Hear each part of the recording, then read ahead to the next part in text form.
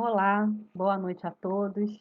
Gostaria de aproveitar neste momento para agradecer ao SEAP pela oportunidade que nos foi concedida de estarmos aqui, aproveitando dos meios tecnológicos para continuar levando o alimento espiritual neste momento em que a humanidade se encontra num momento muito difícil. Como vários outros momentos que a humanidade vem passado, haja vista estarmos num planeta de expiações e provas, mas esse em especial tem nos chamado um pouquinho mais para nos considerarmos, para rever certas atitudes, enfim. É um momento que, apesar de grande sofrimento, também pode nos servir de inspiração para as práticas do bem, para sensibilizar-nos com a dificuldade que os outros possam ter maiores do que as nossas. Enfim, é um momento para reflexão. E para começar o nosso estudo desta noite, escolhemos uma página preparatória no livro, perdão, Caminho, Verdade e Vida, na lição 60, a prática do bem. Vem bem a calhar, né, neste momento. Porque assim é a vontade de Deus, que fazendo o bem, tapeis a boca à ignorância dos homens loucos. 1 Pedro, capítulo 2, versículo 15.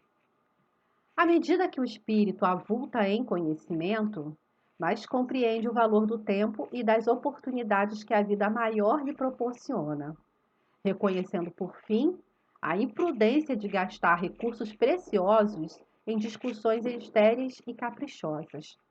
O apóstolo Pedro recomenda seja lembrado que é da vontade de Deus se faça o bem, impondo silêncio à ignorância e à loucura dos homens.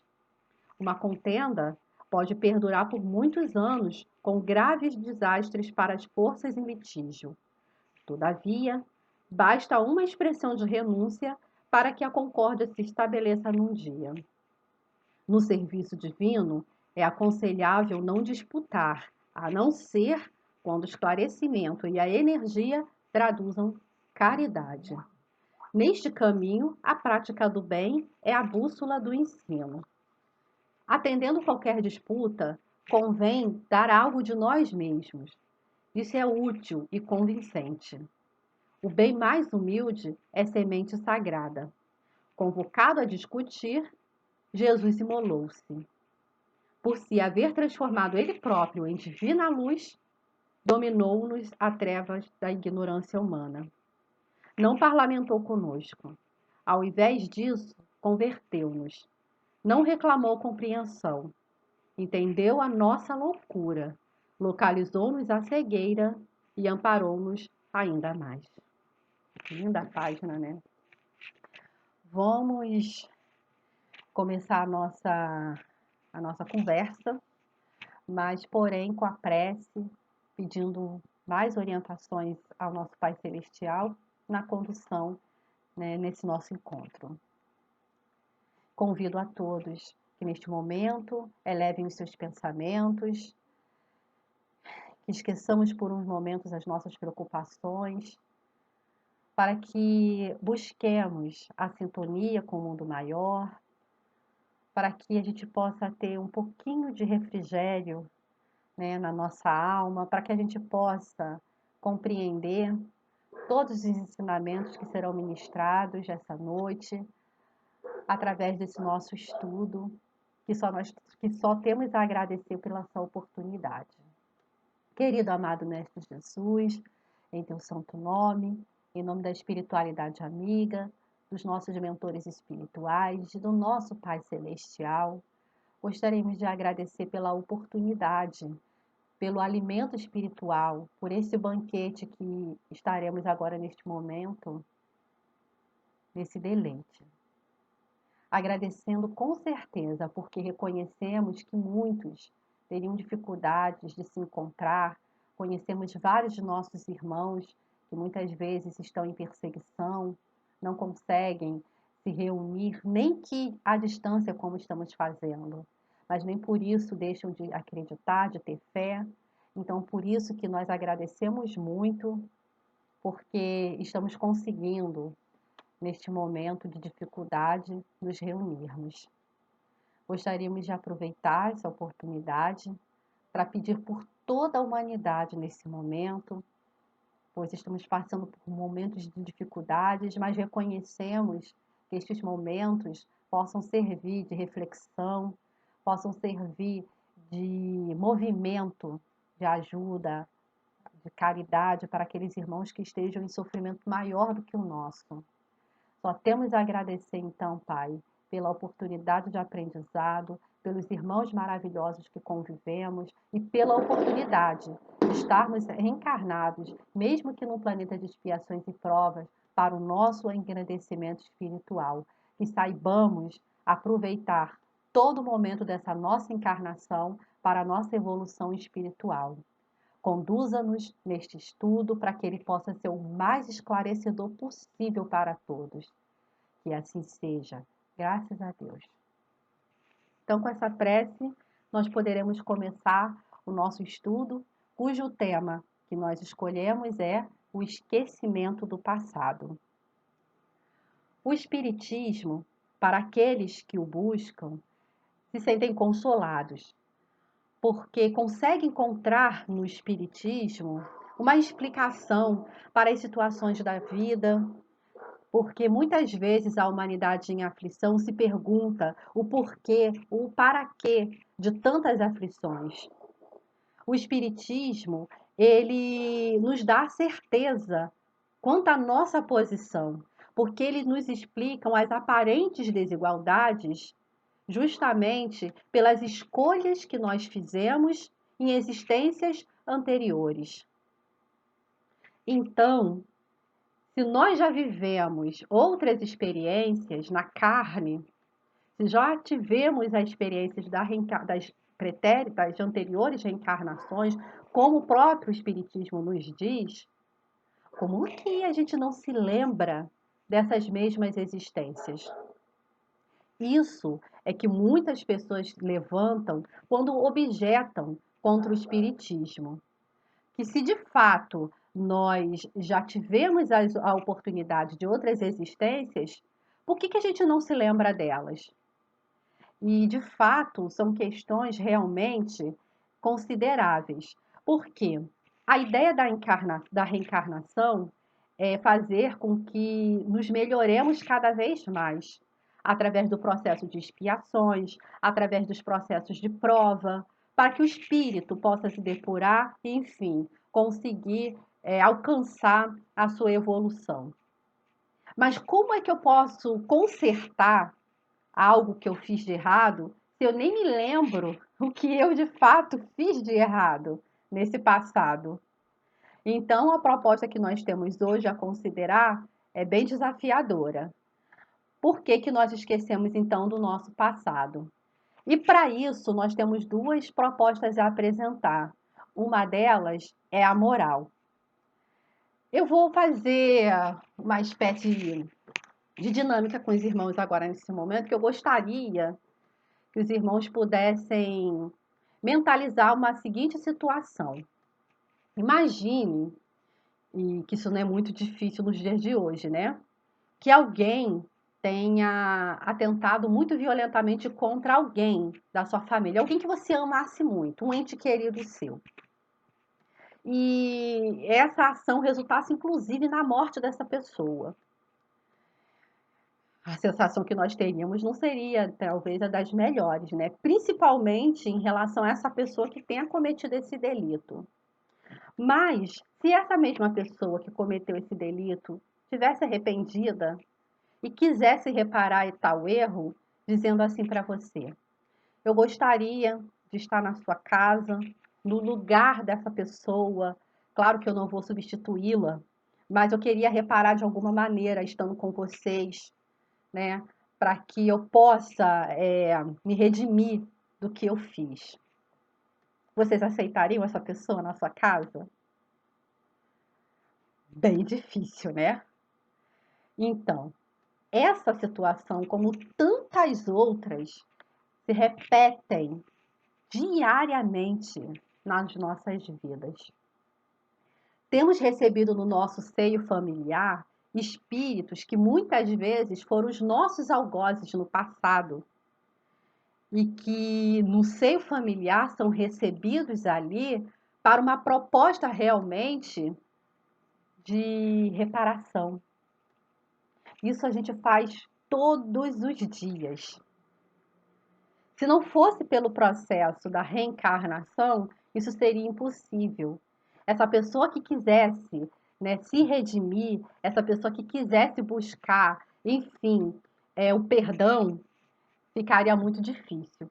Claro que forçosamente não seria necessário que para a reparação a gente tenha que necessariamente conviver com nossos algozes, mas necessariamente precisamos, na mesma proporcionalidade, reparar o erro. E muitas vezes o que acontece, o que a providência divina consegue fornecer para a gente é justamente as pessoas que já conviveram em um passado remoto e que nesse passado elas tiveram algumas complicações em seus relacionamentos, elas possam reviver novamente num cenário que muitas vezes é o cenário familiar.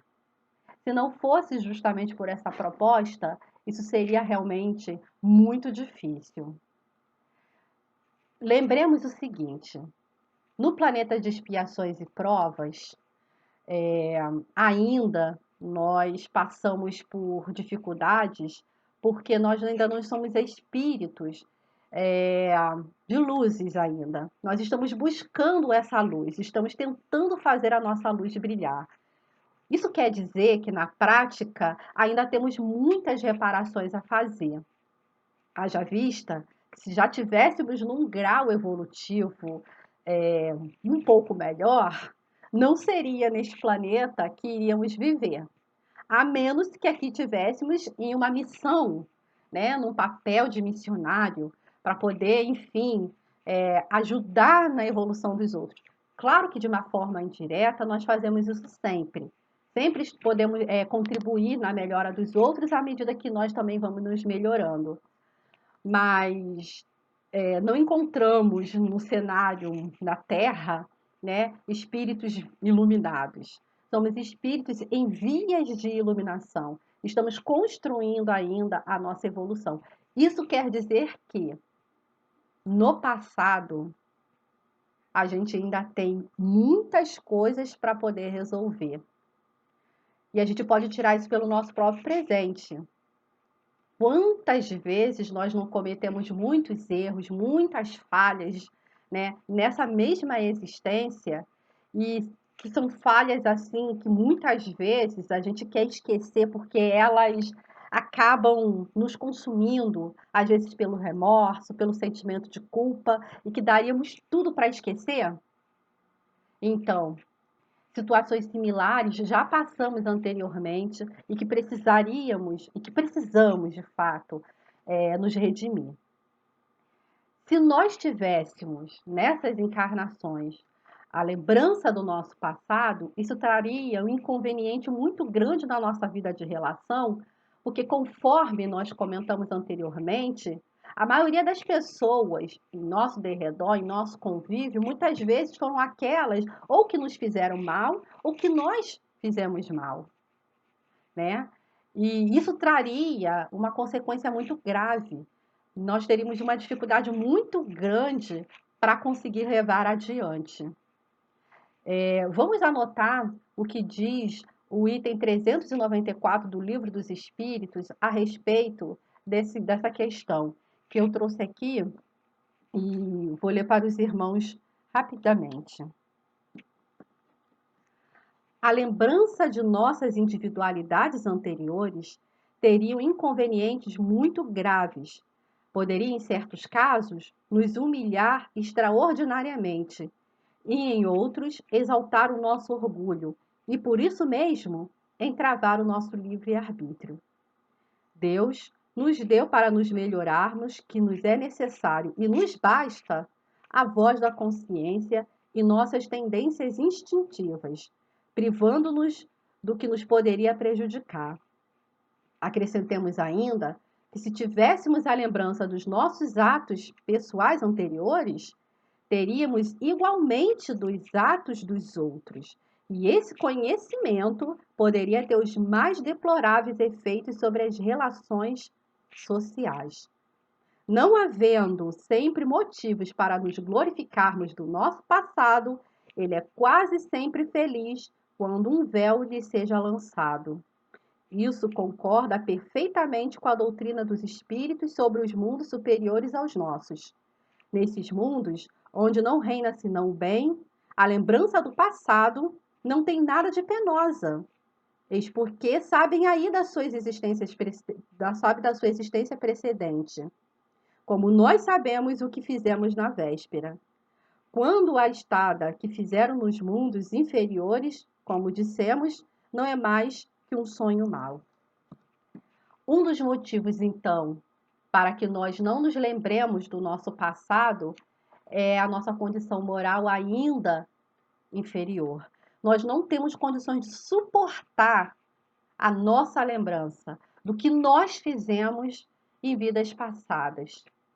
Conforme já comentamos, até mesmo das atitudes que cometemos nessa vida, quem não tem o que se lamentar, o que se deplorar, ou de uma palavra maldita, ou de uma atitude impensada, né?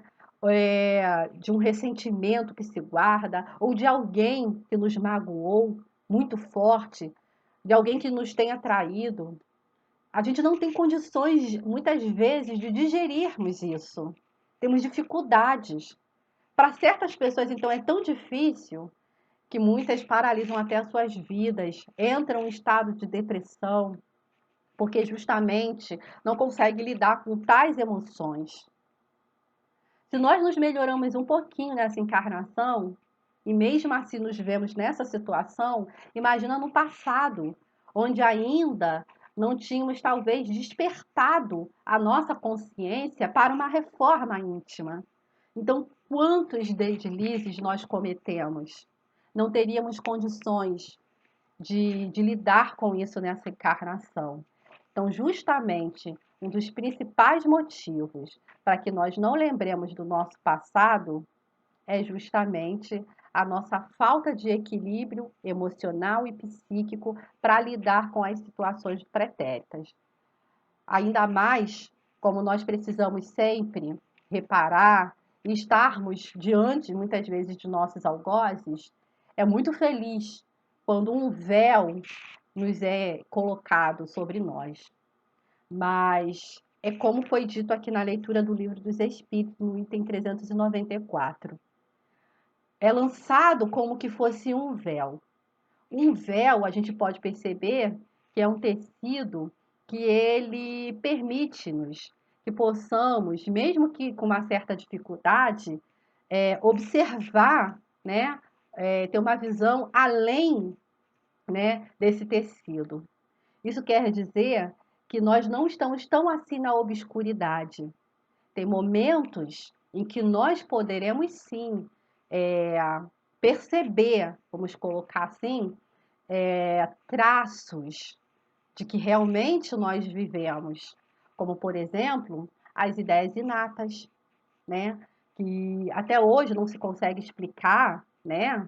A ciência material não consegue explicar como tem pessoas que justamente trazem habilidades, né? Que a educação não teve tempo ali de desenvolver nela.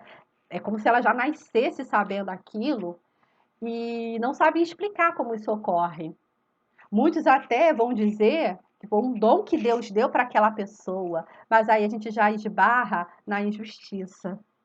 Como que Deus, que é totalmente amor, que é totalmente justo, todas as suas qualidades vão nortear com o amor, ele vai beneficiar a um e não vai beneficiar ao outro?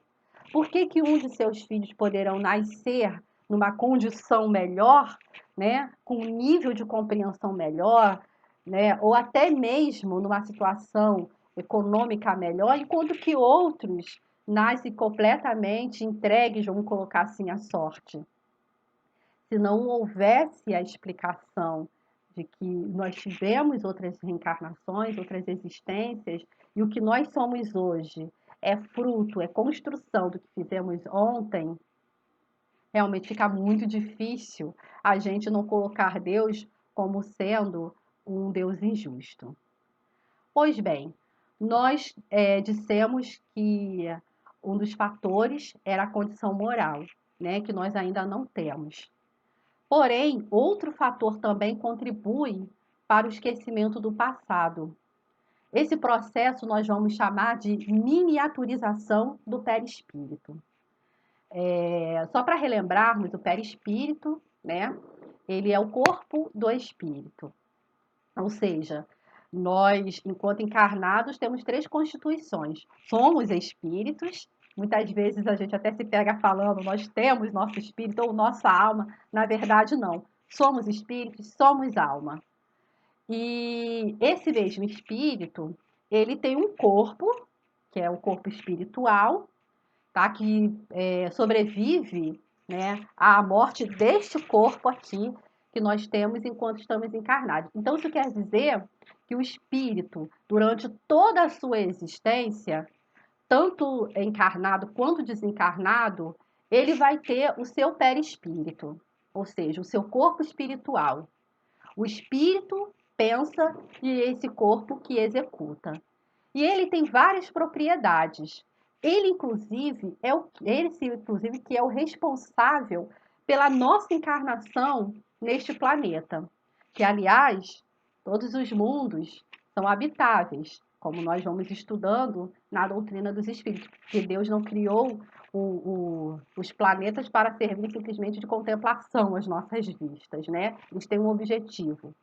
E todas as vezes que os espíritos são chamados a viver, né, nesses mesmos globos, o perispírito vai se adaptar à atmosfera daquele mundo onde ele vai viver. Então, é como se ele vestisse uma nova roupagem, mas ele continuaria assim com o seu perispírito. Mas, na verdade, é seu perispírito que toma característica própria do mundo a qual ele é chamado a viver. Por isso mesmo que aqui no planeta Terra, nosso perispírito, no momento que estamos encarnados aqui, ele possui propriedades inerentes a esse planeta, o que vai nos proporcionar que fixemos a nossa reencarnação aqui pelo tempo que for necessário para essa nossa existência. E o perispírito, ele tem várias propriedades que estão sendo estudadas, algumas inclusive são catalogadas. O interessante é que uma nos chama muito a atenção, que é a propriedade anatômica, elástica anatômica, que o perispírito tem. Isso quer dizer que ele pode tomar algumas formas, ele pode aumentar de volume, ele pode diminuir. E no processo reencarnatório, acontece exatamente isso. Conforme vamos observar no livro A Gênese de Kardec, quando o espírito ele está em vias de reencarnar, isso também nós vamos encontrar aqui no livro dos Espíritos, o perispírito, que é o corpo do espírito, ele começa a ligar fio a fio, vamos colocar assim, né? As ligações do corpo espiritual com aquele corpo que está em desenvolvimento. Nesse processo, é necessário como se fosse uma planta criando uma raiz, né? Ali no solo. E ele vai se ligando ponto a ponto no corpo que está em desenvolvimento. Isso é necessário para sustentar a reencarnação. Então, quando o espírito está em via de se reencarnar, o corpo espiritual nosso, ele costuma ter a altura semelhante à que nós tínhamos antes de desencarnarmos. E nesse processo de miniaturização, o perispírito vai reduzindo ao tamanho, mais ou menos, da célula-ovo, que é onde ele vai ter que se fixar. Mas ele não perde, por isso, nenhuma de suas propriedades, né? Graças justamente a essa sua propriedade elástico-anatômica. Para facilitar a nossa compreensão, vamos utilizar, por exemplo, a água. Embora a água se apresente em diferentes estados, vapor, líquido, vamos colocar assim o gelo, ela continua sendo água, ou seja, molécula.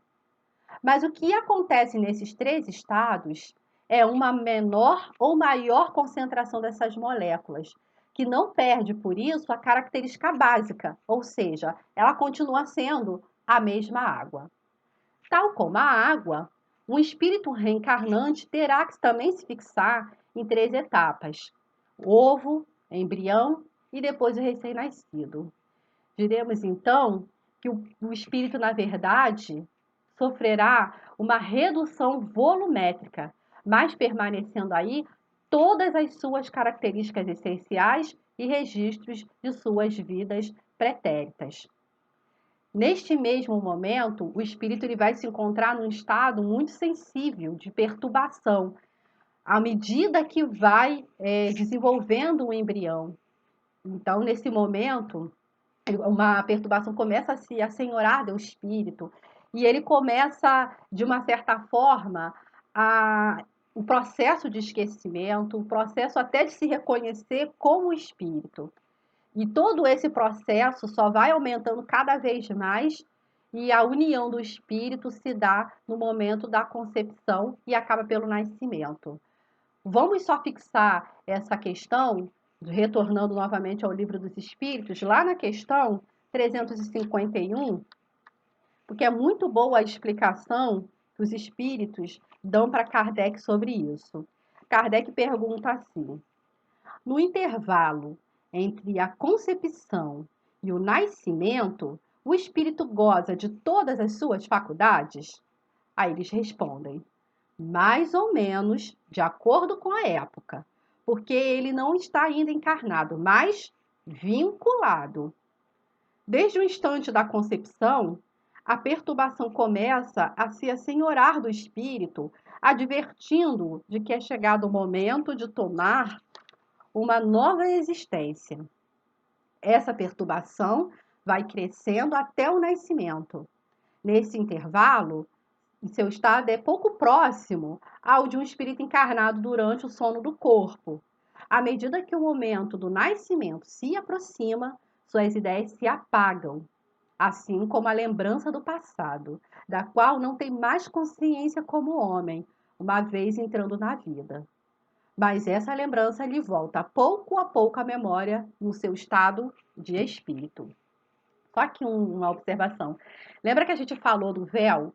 Que o véu ele nos permite ainda observar alguma coisa através dele, apesar da visão ficar um pouco comprometida. Então, até mesmo durante o período do sono, agora que a gente falando encarnados, nós temos a oportunidade, sim, de reviver, né, lembranças. Muitas vezes a gente acorda com o sono perturbado, porque a gente tem a sensação de ter ido a uma época, né, como se a gente tivesse já vivido essa época, e às vezes volta com uma lembrança, ou às vezes uma saudade, uma nostalgia. Isso nem necessariamente acordar, dormindo não, acordado também tem gente que tem essa sensação.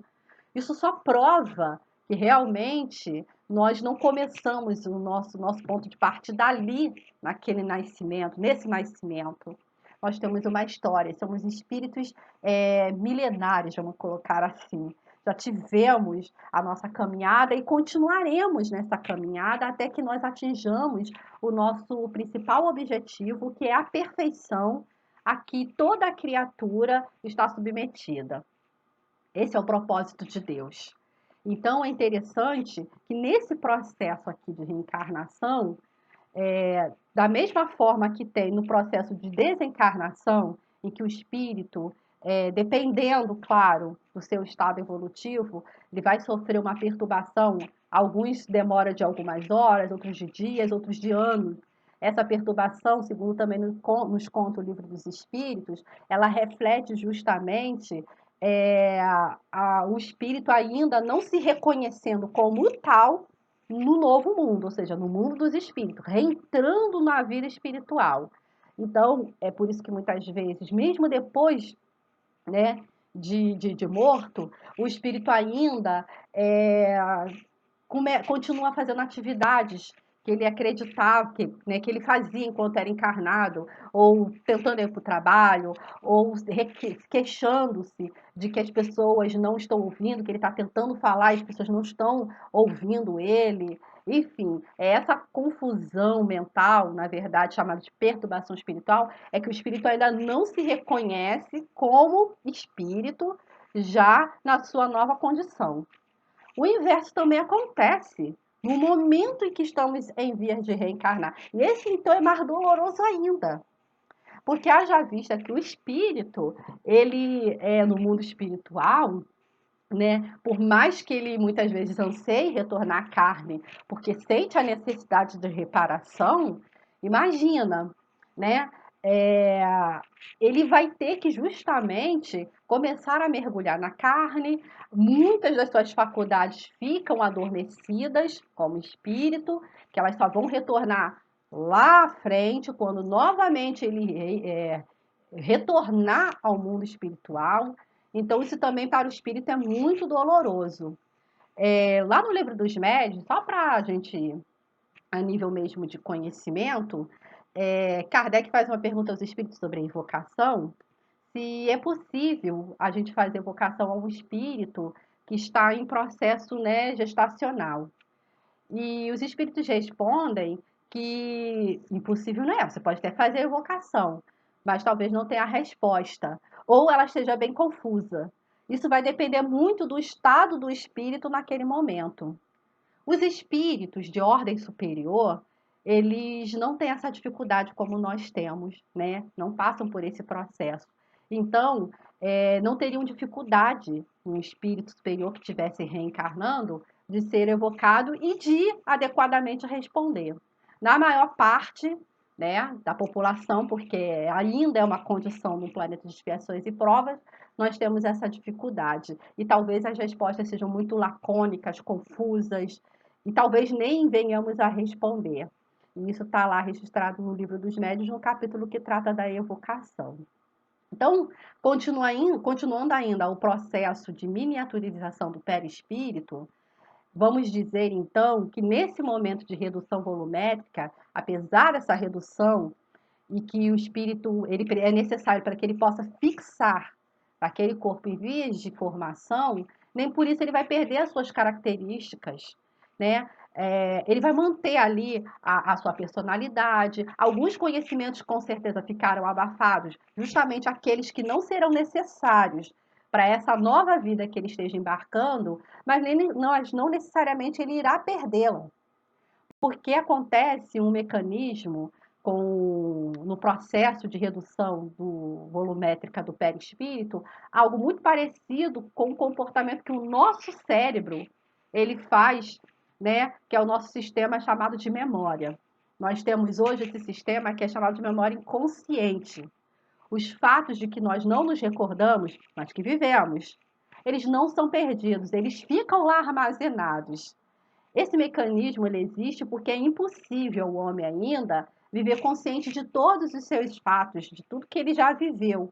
E essas informações, uma vez que ele obtém, ele não tem condições de ela ficar o tempo inteiro, né, na ativa na mente do homem. Até porque o cérebro sempre precisa estar se alimentando de informações novas. Então, essas outras informações, à medida que elas não vão sendo utilizadas no cotidiano, não forem necessárias para a vida do cotidiano, elas começam a ser armazenadas no mecanismo chamado de memória inconsciente. Por isso mesmo que nós vamos observar que a cada dia que se passa, nós temos uma facilidade melhor de comentarmos sobre um fato que ocorreu, por exemplo, ontem, do que o que aconteceu uns 10 anos atrás com precisão. Mas essa informação ainda estará lá. Se as informações dessa nossa vida atual nós temos muitas vezes dificuldade de consultá-las, imagine as que ocorreram em várias outras existências, porém elas estão ali no arquivo da alma. Porque não é necessário nessa existência, né, para o compromisso que eu assumi de reencarnar, que aquela memória esteja ativa. Muitas vezes, se ela não for necessária, ela iria, inclusive, atrapalhar ali a minha vida, né? Até porque, vamos concordar, que muitas dessas lembranças também são infelizes. E isso atrapalharia realmente as nossas vidas. Mas como já comentamos, nós não estamos assim tão na escuridão. E fatos de nossas vidas pretéritas, elas também eclodem em forma de ideias inatas, né? Em forma de intuição, mas principalmente quando a gente lê o item 394 do Livro dos Espíritos, nos trouxe um fator importante chamado tendências, ok? Ah, vale notar também que as experiências que nós vivemos no intervalo de uma reencarnação ou outra, que nós vamos chamar de erraticidade, elas também ficam armazenadas. Porque nesse período que o espírito está entre uma reencarnação e outra, ou seja, está ainda lá no mundo dos espíritos, ele aprende, ele absorve conhecimento, é ali que ele toma as verdadeiras resoluções de proposta de uma vida melhor. E é aqui mergulhado na carne que ele vai colocar em prática. Mas o planejamento todo ele faz na erraticidade. E uma vez isso muito forte no espírito, essa proposta de melhora, é o que faz com que muitas vezes, quando vamos reencarnar, nós sentimos aquela vontade de sermos pessoas melhores, mesmo sem alguém ficar o tempo inteiro falando para a gente que a gente precisa ser pessoas melhores. Isso é o que vai construindo na gente o que chamamos de consciência, né? Deus nos deu a consciência, mas também nos permite as nossas tendências estarem à tona para que nós possamos fazer um estudo de nós mesmos para que nós possamos melhorar. Isso quer dizer o quê? Se eu, né, no passado, eu tive um passado criminoso, delituoso, né, e eu preciso me reajustar, eu preciso me equilibrar com o universo, a fim de que eu possa continuar dando um passo à frente, eu preciso me reajustar, eu preciso pagar a minha dívida. Então, como é que eu posso fazer isso nessa encarnação se eu não me lembro? Tendências. Porque se eu não me consertei no passado, esse erro, aí sim, ele continua me acompanhando. Eu não preciso da lembrança do que eu fiz. Basta que ainda eu possua ainda a mancha daquela imperfeição, porque eu, ao me observar, me estudar, eu vou olhar aquela mancha e tudo o que eu preciso fazer é tentar limpá-la. Eu não tenho a necessidade, a rigor, de saber o que eu fiz no passado. Até porque eu não teria condições de suportar isso. Então, a falta das lembranças da vida passada, ela não impede ao espírito de se melhorar, porque ele precisa se estudar. Porque se algo que ele fez no passado ele não corrigiu, isso vai acompanhar o espírito em várias outras existências até que ele venha a consertar isso. É por isso, meus irmãos, que vamos observar ainda, e vamos, infelizmente, observar nesse espetáculo aí sangrento na Terra, pessoas propensas à agressividade, à corrupção, à avareza, à mentira, ao roubo. Esses colapsos são da matéria? Isso é consequência da matéria? Foi Deus que nos fez assim? Então, se isso foi, nós não temos nenhuma chance de, como Jesus, de vencer o mundo, porque já tivemos aí um defeito de fábrica. Então não seria a nossa culpa. Por que então eu vou tentar melhorar se eu vim com defeito de fábrica? Então só Deus que poderia me corrigir. Seria impossível vencer naquilo que nós fomos feitos para ser. É impossível. Mas se formos considerar que desde o início da nossa formação fomos criados simples e ignorantes, já se nos coloca num patamar mais justo. E nós veremos que ser igual a Jesus não é uma quimera, é uma construção.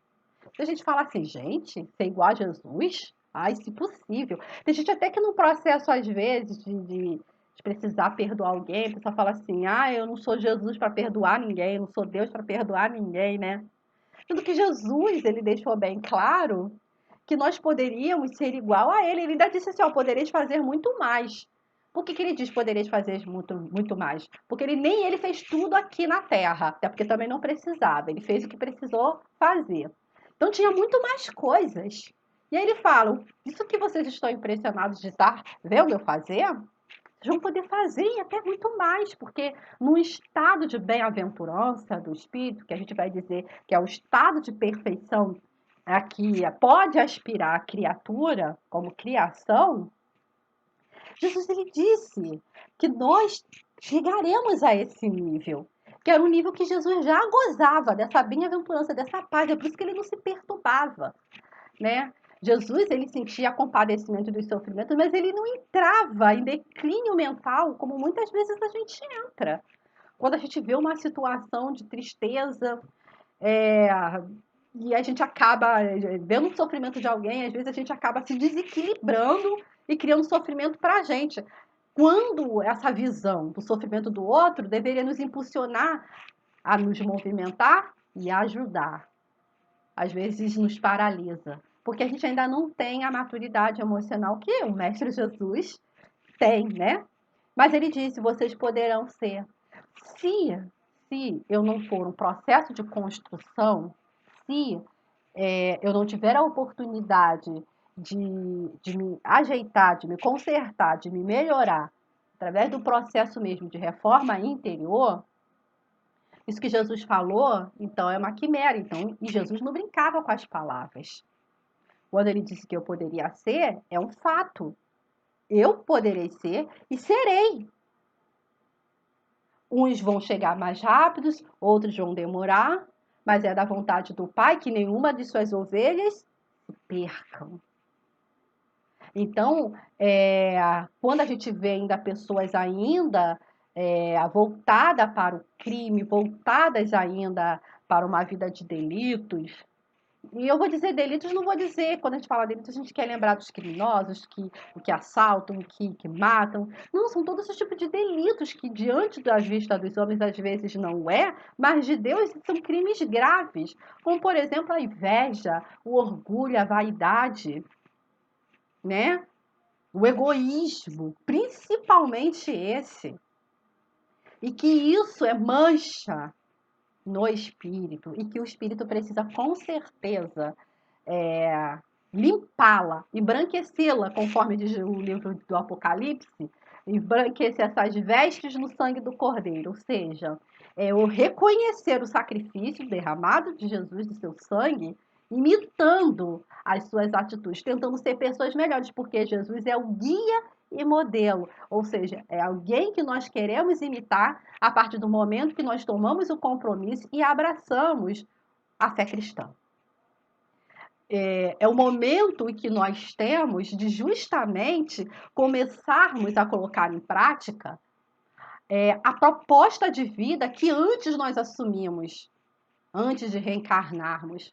Interessante foi a leitura da página ao nos dizer, na primeira carta de Pedro, que nós não temos tempo a perder, deixar mais uma encarnação a se perder.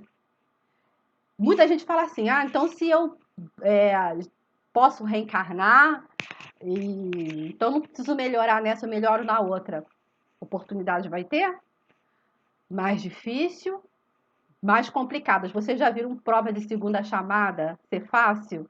É mais difícil do que a primeira, porque os professores, talvez não sei, eu não sou professora, mas eu pensava que eles pensavam assim: olha, quem não fez a prova de primeira chamada, mas tiver que fazer a segunda, essa tem que ser mais difícil, porque aquele que fez a primeira chamada pode dar uma colinha para aquele que ainda não fez e facilitar a vida do coleguinha ali, né?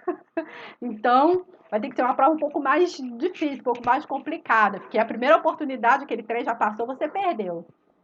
Se a gente está reclamando que essa vida está difícil, imagine se ela se tornar pior, justamente por nossa culpa. Porque Deus não é o responsável pelo nosso sofrimento. E é até injusto e cruel que coloquemos nele, depositemos nele essa conta, que não é dele, é nossa. É fruto das nossas escolhas, do caminho que nós tomamos. Porque, segundo os espíritos nos falam, tem espíritos que desde o início buscaram o caminho de retidão e chegaram primeiro lá na perfeição. Se hoje nós estamos passando por determinadas situações de dificuldades, não falo de aprendizado, falo de dificuldades. Essas dificuldades, muitas vezes, fomos nós que as escolhemos. Fomos nós que agora plantamos e está vendo a colheita. Muitas vezes a gente fala assim, aquela pessoa ali faz mal pra caramba pro outro, é invejoso, orgulhoso, enfim, e ele está ali prosperando. Não, vai chegar a hora da colheita dele também. Vai chegar a hora dele. Talvez nós estejamos fazendo a nossa e chegará a deles. Então, a nossa consciência e o estudo das nossas inclinações, das nossas tendências, é o que nós precisamos para nos melhorar. É imperioso que estudemos intimamente, que nós façamos um estudo assim sério da nossa personalidade. É de chegar mesmo, como Santo Agostinho fazia antes de dormir, e começava a se perguntar sobre todas as atitudes que ele tomou durante o dia, se alguém teve algum motivo de queixa contra ele, né? Se eu machuquei alguém, né? Seja com palavras, seja com atitudes, essa coisa séria que precisamos fazer. E justamente muitas vezes fazemos o contrário, né? Nós temos mais o hábito de olhar os defeitos alheios, de olhar as imperfeições alheias, né? Não quer dizer que o fato da gente saber que o outro irmãozinho também, tanto quanto nós, erra, né? Nós temos que ser complacentes com eles, nós temos que ter a caridade, mas não quer dizer que nós devamos imitar o erro ou até aplaudir o erro. As oportunidades que nós tivermos de edificar, conforme também nos deu essa exortação na página preparatória, devemos criar essa oportunidade, permitir que essa oportunidade ela exista, né? E abraçá-la. Jesus, a todo momento, ele edificava, não tinha uma palavra que era jogada fora, ele não brincava com o tempo, ele sabia da urgência. Então, todo momento da vida de Jesus foi justamente para servir de inspiração para a gente, né? E é isso que nós temos que buscar como cristãos. É muito complicado. Então, realmente, olhar o defeito do próximo não vai nos ajudar, a menos que a gente chegue e fale assim: eu não quero continuar sendo assim, então vou ser diferente, né? Mas cada um que tem a proposta íntima, todos têm o direito de ser como querem ser, e nós temos o dever de sermos pessoas melhores. Deus, na sua sabedoria, ele fez o que foi o melhor para a gente. O homem, que ainda na sua infância, queria saber o que é melhor para si. E de tempos em tempos nós vamos ver aí o espetáculo da ignorância reinando.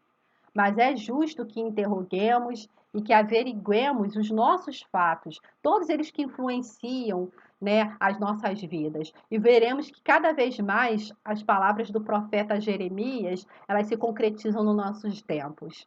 Que não é do homem terreno o dirigir os seus passos. Então precisamos da condução dos ensinamentos de Deus trazidos por Jesus para que a nossa vida possa ser melhor. Jesus ele não ficava é, se interrogando, né? Ou tentando trazer à tona um passado da gente, né? Ele tentava mostrar para a gente o nosso presente e a nossa perspectiva de vida, que nós tínhamos à frente um futuro que é brilhante, mas que é construção. Então, ele nos convidava justamente ao exame íntimo, a nos mergulhar na caverna interior. Isso é muito difícil, né? O maior inimigo do ser humano, do homem, é o próprio homem. Né? A gente tem uma certa tendência, às vezes, em passar um pano, né, quente em cima da gente, de abafar um pouquinho as nossas imperfeições. A gente é muito cruel com o outro. Com a gente ainda dá uma abafada, ou tem gente que vai ao extremo disso. Se culpa demais. A culpa a gente sabe que também ela acaba estagnando. A ideia não é essa. A ideia é, eu tenho esse defeito. E aí? O que eu posso fazer para me melhorar? Eu quero essa reforma? Eu preciso? E preciso. Mas eu tenho que ter essa força de vontade, né? E basta que nós comecemos a mudar os nossos pensamentos, que aos poucos depois as nossas ações as nossas palavras também vão se modificando. Para isso, a gente precisa colocar sempre coisas boas na nossa mente. Se a gente começa a se entupir de conteúdos que só nos lembram mais a nossa selvageria como pessoas no passado, né? A gente é aquilo que a gente pensa, né? Fica muito complicado. Mas é um consolo nisso tudo, tá? Nos mundos superiores à Terra, os seus habitantes já sabem das suas vidas passadas, como a gente já leu, né? Aqui no Livro dos Espíritos. Porque eles estão fisicamente e moralmente aptos a isso. Então, deveremos todos nós fazermos um esforço para estarmos em mundos melhores. É isso que os espíritos falavam para Kardec. Kardec, se esforce para estar no mundo melhor, porque o processo da Terra vai chegar, mas é um tanto demorado, porque depende das pessoas, né? Então, eu posso já desde já estar no mundo melhor. Basta eu querer. Basta que eu corra atrás para isso, né? E a doutrina dos espíritos está aí, como várias outras doutrinas existem, para poder auxiliar o homem a ser um homem de bem e a trilhar um caminho de amor, seguindo, claro aí, os ensinamentos do nosso Mestre Jesus para aqueles que abraçam o cristianismo e para todos os irmãos de outros segmentos religiosos que têm outros, com certeza, exemplos a seguir, estão aí justamente com essa proposta de melhora. Que guardemos, então, todos esses ensinamentos e que, a partir daí, a nossa vontade de nos melhorarmos através do conhecimento, do aprendizado e da prática possa crescer cada vez mais em cada um de nós.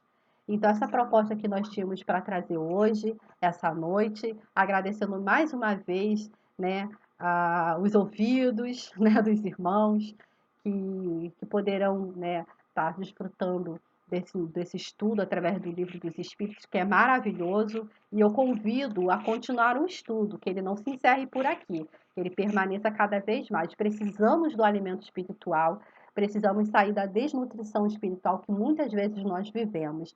E nesse período mesmo que nós estamos passando de pandemia, que nós não estamos podendo até desfrutar da presença dos nossos irmãos, isso é muito importante. Não só o conhecimento, mas também a energia de cada um ali presente, aquele, conforme nas palavras do apóstolo Paulo, a gente estimulando o amor e as obras excelentes. Então, a gente está passando até por uma aprovação, vamos colocar assim, nesse momento. Por isso mesmo que o alimento tem que ser muito mais reforçado, ok? Vamos agora, então, encerrar com a prece, agradecendo a Deus por essa oportunidade, mais uma vez, e que a gente tenha aí um bom descanso à noite, aproveitando ainda para continuar a trabalhar no mundo dos espíritos, para que quando a gente for levantar pela manhã, a nossa proposta de melhora esteja cada vez mais renovada. Querido amado Mestre Jesus, obrigada. Só temos a agradecer pelo estudo, pela oportunidade. É muito importante para cada um de nós que coloquemos em prática todas as palavras que nós ouvimos esta noite, que o estudo ele não possa entrar no ouvido e sair do outro, que possamos levar para a nossa vida prática, tentar realmente nos melhorar, sermos pessoas melhores conosco, com os nossos irmãos ao redor, aproveitando essa oportunidade para fazer o bem, aproveitando o momento, inclusive, decisivo que a humanidade passa, para mostrar o que lado nós estamos buscando. Se é o lado dos nossos interesses próprios ou se é o lado do bem, o lado da caridade. Que possamos renovar, então, até mesmo nesses momentos, a nossa fé na tua palavra. Que assim seja, graças a Deus.